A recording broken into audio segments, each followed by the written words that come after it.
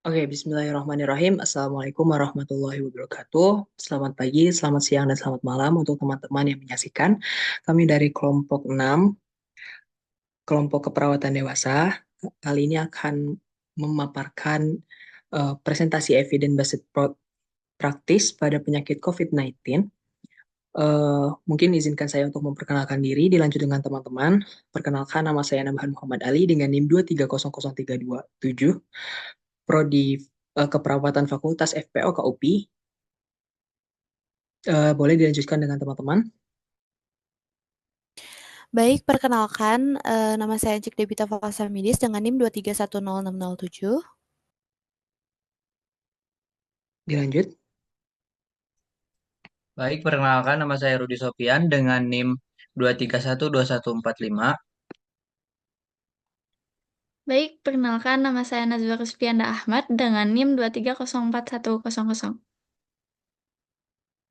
Nah, mungkin untuk perkenalan sudah kita sampaikan. Izin kami untuk memaparkan terkait materi yang akan kami paparkan. Eh, Pemaparan ini ada dari pengertian umum mulai dari definisi COVID-19, lalu dilanjut dengan gizi dan pada penyakit COVID, lalu farmakologi dan non-farmakologi yang dapat dilakukan, dan rehabilitasi medis pada COVID, yang terakhir penutup dan kesimpulan.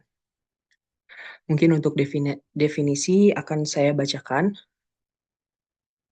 COVID-19 atau Coronavirus Disease 2019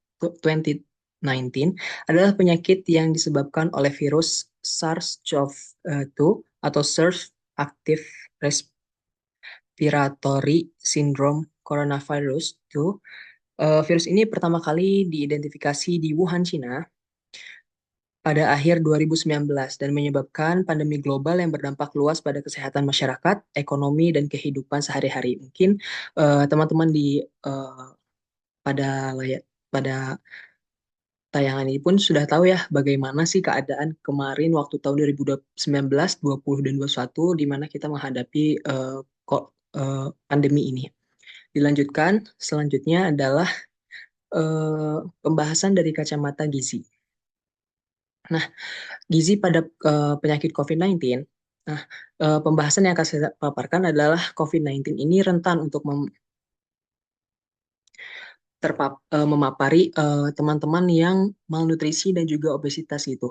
Di mana malnutrisi ini dapat menyebabkan kurangnya imun dan juga nutrisi yang menyebabkan tubuh rentan. Begitu juga dengan obesitas, di mana obesitas ini mengalami kerja keras pada bagian organ dalam yang menyebabkan uh, akhirnya kinerja tubuh kurang sehingga menyebabkan penyakit rentan untuk masuk.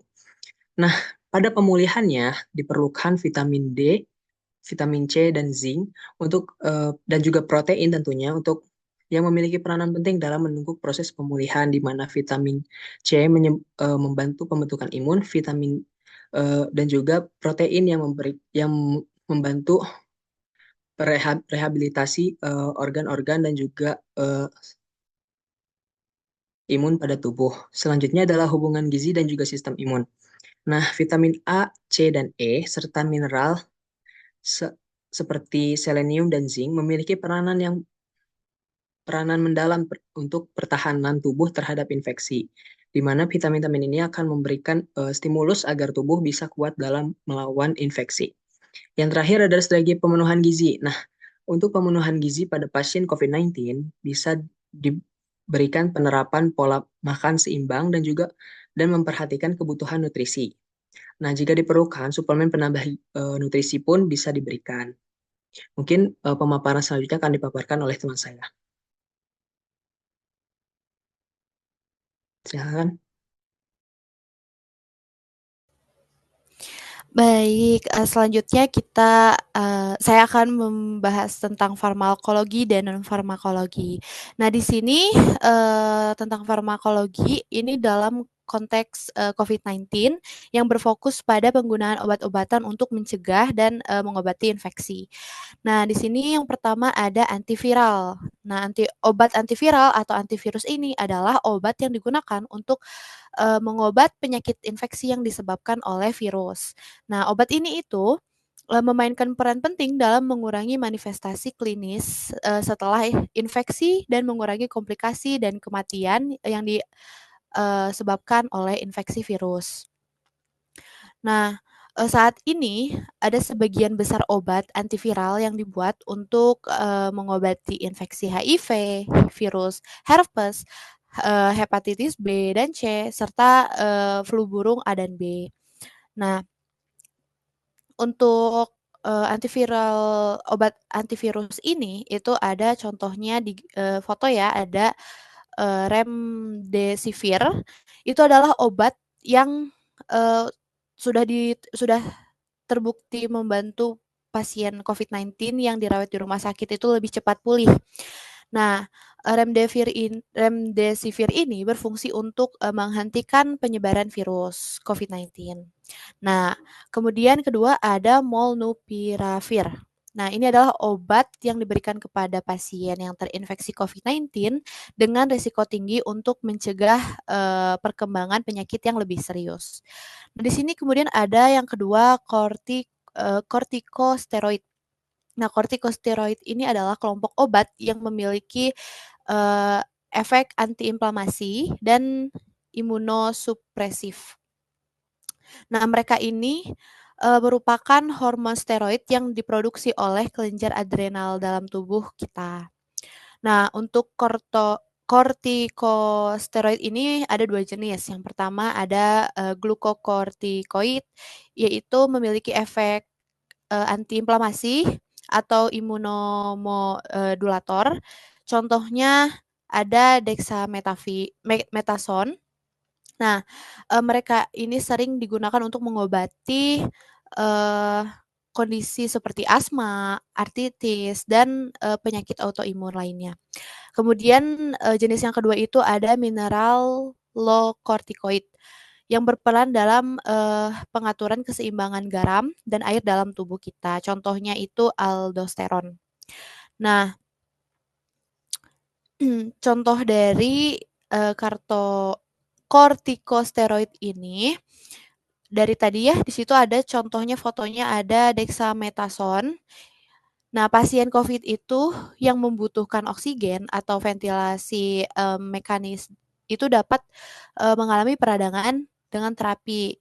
Nah, menurut penelitian, penggunaan dexamethasone itu telah terbukti efektif dan mengurangi mortalitas pada pasien COVID-19 yang membutuhkan oksigen dan ventilasi mekanis. Nah, dalam penelitian itu menunjukkan bahwa penggunaan dexamethasone ini mengurangi mortalitas sekitar 20 hingga 30% pada pasien dengan keparahan sedang hingga berat. Nah, kemudian di sini ada monoklonal antibody atau MAB. Ini adalah antibodi yang diproduksi oleh sel-sel imun yang identik berasal dari satu sel tunggal. Nah, mereka ini dirancang untuk mengenali dan mengikat target spesifik. Nah, monoklonal antibody ini berfungsi dengan cara mereka itu memiliki afinitas tinggi terhadap antigen tertentu yang memungkinkan mereka mengikat dan menetralkan atau menghancurkan sel target. Nah, untuk terapinya itu contohnya seperti di gambar ada casirivimab dan imdevimab yang diresepkan untuk pasien yang terinfeksi COVID-19 tingkat ringan hingga sedang dengan tujuan untuk mencegah penyakit yang lebih parah berkembang. Nah, berikut selanjutnya boleh ke tentang non farmakologi ya.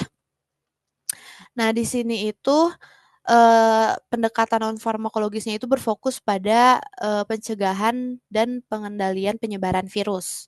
Nah, yang pertama ini ada vaksinasi yang kita tahu di sini di contoh di fotonya itu ada Biotech ya, ada Moderna, ada AstraZeneca dan ada juga Sinovac mungkin yang kita kenal juga dan masih ada lainnya juga ya contohnya. Nah, vaksinasi COVID ini itu telah terbukti menurunkan infeksi, hospitalisasi, dan kematian.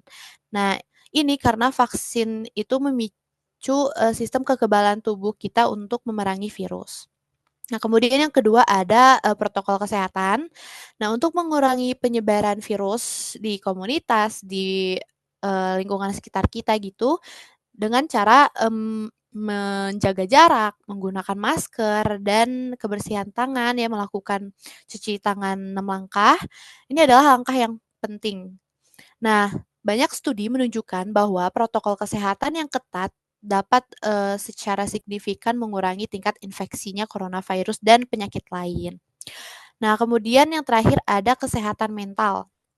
Nah, dukungan kesehatan mental bagi pasien dan tenaga kesehatan juga merupakan bagian dari intervensi non farmakologis untuk mengatasi dampak dari pandemi. Bisa dengan konseling, program dukungan, dan metode psikologis lainnya yang sangat penting. Boleh selanjutnya dilanjut oleh rekan saya?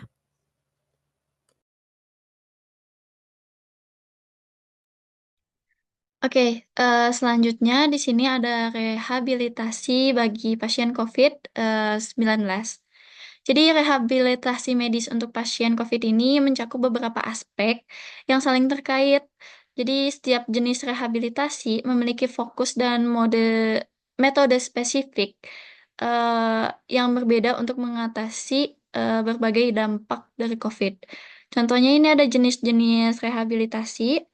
Yang pertama ada rehabilitasi paru-paru, ada rehabilitasi kardiovaskuler, neuromuskular, psikologis, nutrisi, dan metabolik. Lalu ada rehabilitasi sensorik dan rehabilitasi vokasional. Nah, di sini ada intervensi rehabilitasi medis yang efektif.